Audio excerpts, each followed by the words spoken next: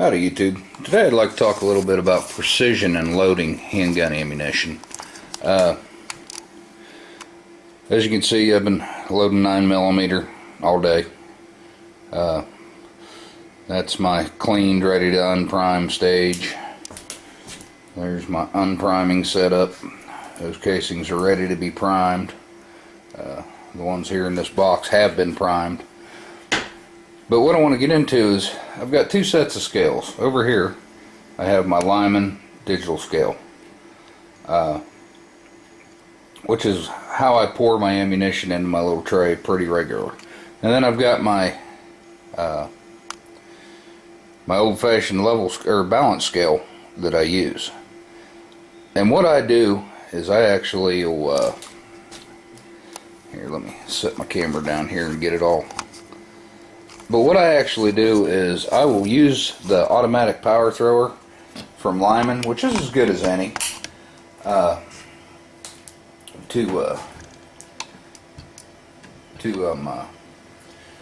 get my powder measurements close, and then I'll use my my scale here to actually weigh each load precision. And let me tell you why I do that. We're loading 4.9 grains of Vadabora's N350 in this 9mm load. We're actually loading 147 grain XTP hollow points from Hornady as far as the bullet we're loading. But see, now right now my electric scale says 4.9 grains. So I'm going to put that on my balance scale.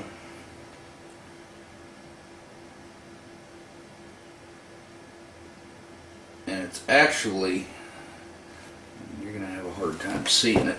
I can pull my camera back off here.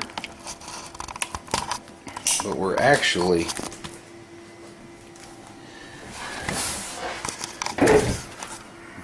hoping to be able to see the mark on here. Alright. On the scale that was 4.9 grains. On here we're talking about, oh, it's probably a half a tenth of a grain over. But see, here's the problem. When you're loading ammunition, the amount of powder in that tray, that's close to 4.9 grains, probably closer, actually a little closer to 5 grains. But I took the time before I did this video to weigh this out.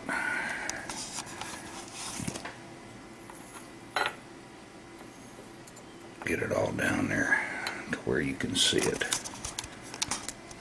Or I can see you can see it. That on this cup is a tenth of a grain of powder.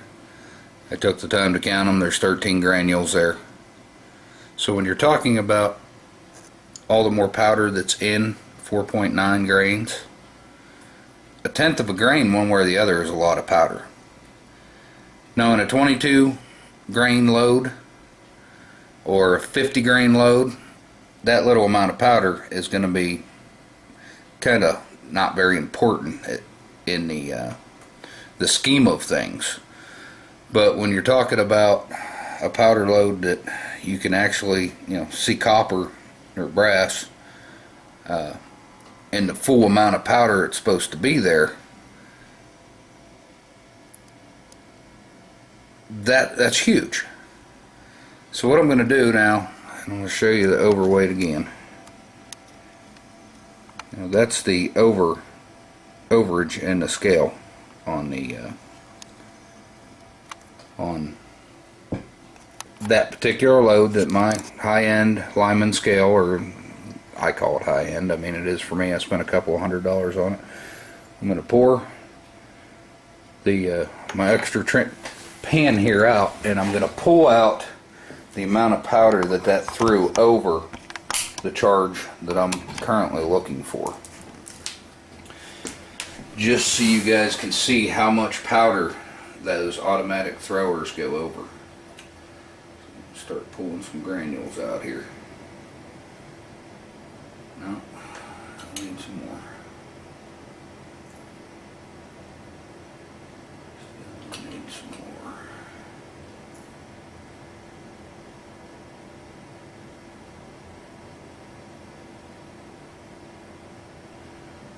Okay.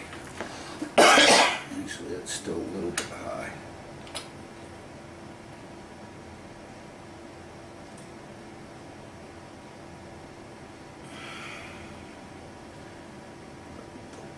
Back.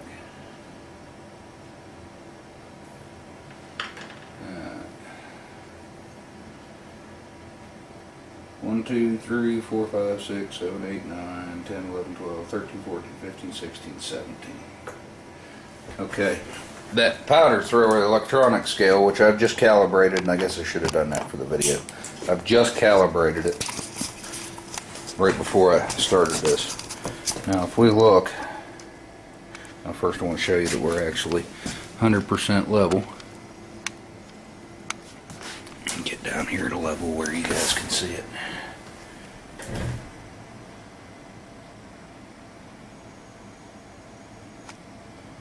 Right on level. Now, doesn't look like any less powder. As you can see, I had more than 1/10 of a grain over on that load. Being that the last one had 13 granules of this powder, and now there's like 15 or 16 or whatever I said in there. The point is, on a load such as, you know, that 4.9 grains, that's huge. That's, I mean, that's a huge amount of powder for your load to be, for consistency in load. If you're loading, you know, it's almost literally 1/10 of the load. But when you're loading, you know, 22, 25, 30 grains, that little amount of powder is, you know, it's not a big deal in the load when you actually back out there. When you actually zoom it out. So the point being that when you're loading such a small round, such as a 9mm, it's kind of really important that you, I double scale anything I'm doing that's small, for the sake of consistency. Like I said, these automatic power throwers are awesome. You can set it up as this one's set up. The minute I put the tray down there and it gets back to 0, it'll start pouring out powder. But the problem comes in that, well, here, let me show you what the problem comes in at. Oh, grab our handy dandy little machine here again. Camera. The problem comes in that, first of all, you can, a little bit of vibration, ambient temperature change or whatever will change it. When you set your scale lid or your scale down there, your powder thrower immediately goes on to pulling, and it'll trickle till it gets to 4.9. It beeps at us. Come over here and we put this on our scale. Come on, nice and slow.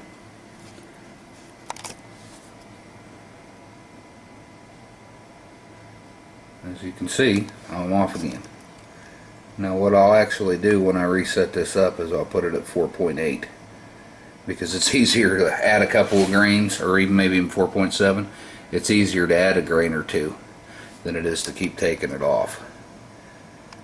But like I said, and you know, when I load ammunition, and I will load a chunk of ammunition at a time. Our light on there. There's probably 350 rounds there from this morning, but there's another 49 getting ready to go in. When you are loading serious amounts of small powdered ammunition, and I actually intentionally search for small volume ammunition, because like the differences in powder, this is Vita N350, get where you can see it there, is what I'm loading here, and with 147 grain ammunition, 4.9 grains is pretty hot actually. But some of the other loads you get for 9mm that just the book calls for on your heavier rounds, it's calling for anywhere from 5.1 to 6.7 grains for the same speed, which I'm getting right at 1,000 rounds a minute out of these on the chronograph, between 975 and 1,000. For those speeds, you're looking at anywhere in the book for 147 grains, you're looking at 5.1 to 6.7 grains. And the difference by finding this powder that burns the way I found and does a real good job of getting the speed and all that out of. The beauty of this is I get way more rounds out of my powder. There's approximately, well, I've been told a bunch of different things. I've been told there's 7,000 rounds of loadable ammunition. I've been told there's 7,000 rounds of loadable grains of powder in a pound, but if you actually do the math out, according to our scale here, there's 437.5 grains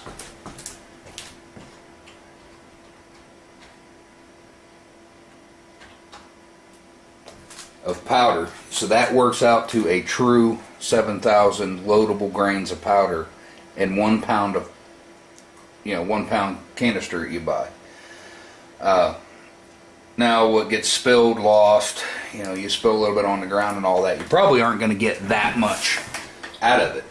But, the difference of those 7,000 grains, when you divide that same 7,000 grains by 4.9, that gives me 1,428 rounds of ammunition. Now if you go back up to that higher load in the book of 6.7 grains, so what we have there, 1,428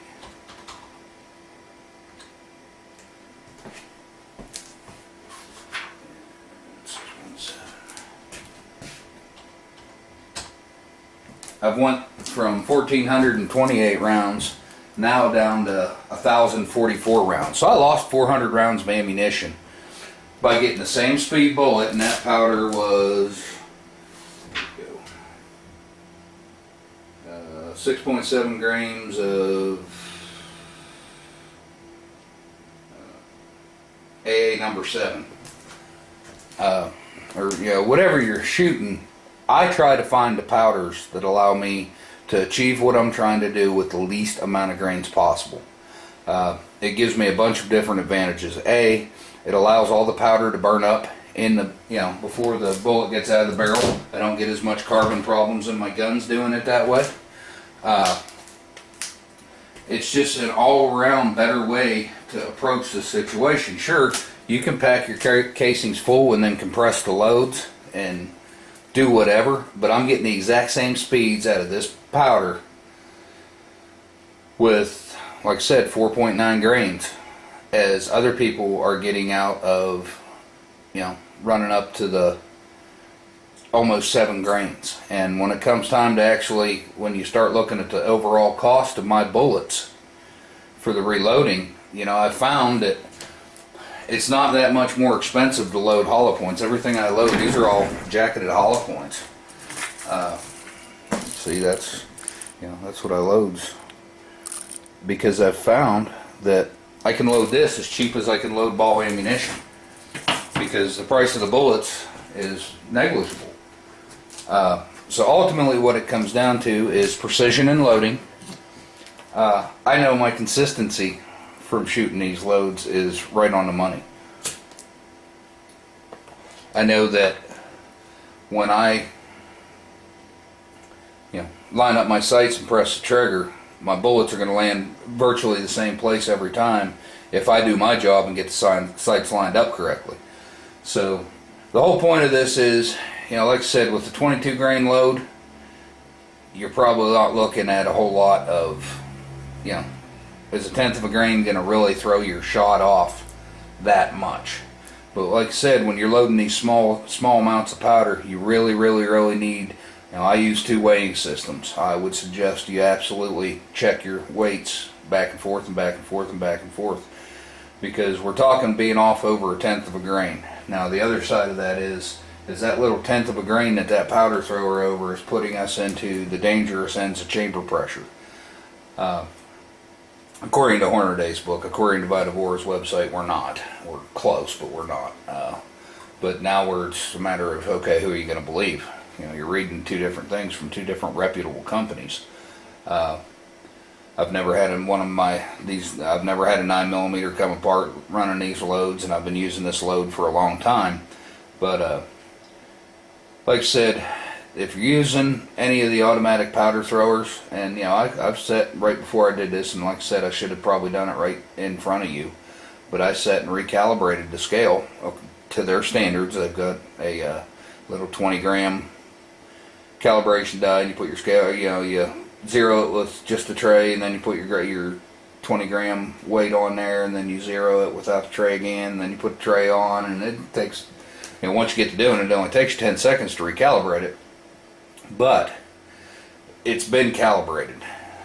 The machine never turns off. They say that you need to leave the machine on for, you know, at least a half hour, 45 minutes, so it gets adjusted to current temperature and barometric pressure and all that stuff. And we actually never even turn ours off. It just stays on all the time, unless we're going to hit a serious lull in loading, which we never do. We're loading something all the time. So our scale, or excuse me, our automatic thrower stays on all the time, so it's always adjusting itself to the current barometric pressure. I calibrate it all the time. Now, when I get over 10, yeah, I think the only load I use, when I get over 22 grains, I'll test about every 5th load on a secondary scale, just to make sure I'm not got something crazy going on. But like I said, for the most part, you just need to pay attention to your loads. The smaller the bullets you're loading, 9mm, 380, whatever, the more important precision is. Sometimes for safety, but for accuracy, extremely important. Just you know, come up with a, you know, checks and value added, and that's one of the terms I say a lot. Scaling each powder load twice is value added. I know that is getting as consistent as I could possibly get sitting here in the man cave. And I can tell you that we've spent some time pulling other bullets apart from various manufacturers, Winchester White Box, PMC, and I think that my little two weighing scale setup is more accurate than whatever they're using in their $1 million or $1 billion factories, because you know, I have found variances as much as 0.2 of a grain in Winchester. I think it was Winchester White Box. It may have been Spear, cheap aluminum ammunition. I can't remember what it was, but factory loaded ammunition. And if you read their disclaimers, you know, they're plus or minus 2 or 3/10 of a grain. Each company will have their own, you know, plus or minus scale. So to me, this is the most accurate way you can possibly load. It is very reliable. When I double scale my powders, I never have problems with my ammunition. The only other thing I'm going to throw in here, and I've got it in my other reloading video, is you really, and this is personal deal. Now on a 9mm, there's probably not enough room in the casing to double charge around. But in some of your big bore stuff, especially when you try to find the powders that you're using the smallest amount of grains possible to maximize your powder usage, you get into where you have more than adequate space to put double charge of powder in one casing. Then you become, now we're in a seriously dangerous situation. So when the powder goes in the tray, or more to the point, when the powder goes in a casing, a bullet goes on next before you do anything. That way there's never any way that you can double charge around. Any questions or comments? Love to hear them. If you like my video, give me a little thumbs up. Helps me get out around YouTube, get people watching the videos. I appreciate you guys watching, and we'll see you next time.